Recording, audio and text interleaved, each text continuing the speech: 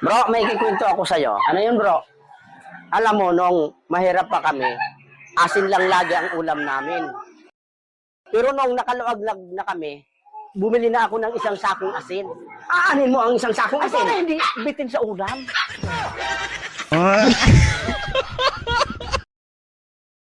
Bro, samahan mo nga ako papunta sa barangay. Bakit ka naman?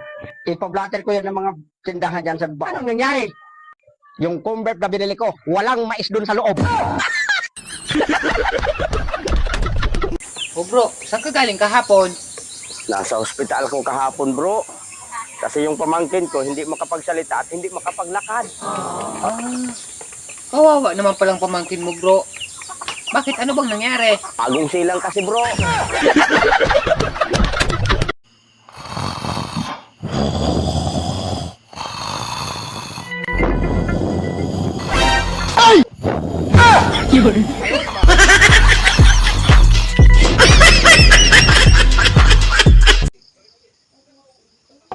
Bro, ilang araw na kitang napapansin. Bakit pag umiihi ka nakataas ang dalawang kamay mo? Anong nangyari sa'yo? Kasi bro, kakalabas ko pala ng ospital. Sabi ng doktor, bawal pa daw ako magbuhat ng mabigat. Kabigat naman yata niyan bro.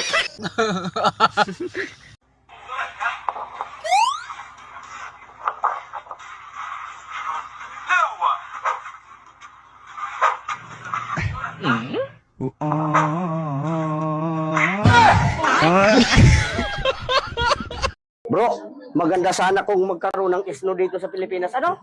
Sos, nangarap ka pa ng isno. Kunting lamig nga, hindi ka na naliligo. Pabaho mo na. Oh, grabe ka mo na.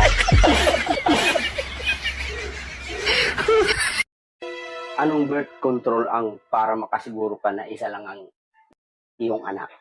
KPB. Ano? KPB. Kapag tumigas, takbo.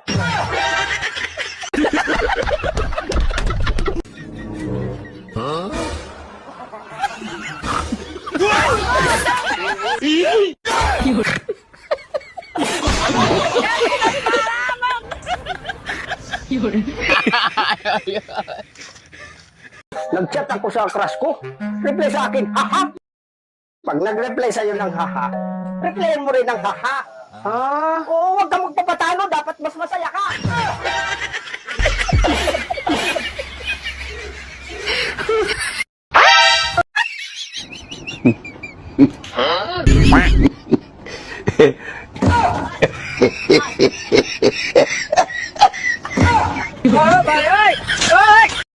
Bakit nga pala hindi ka natuloy sa pagsusundalo?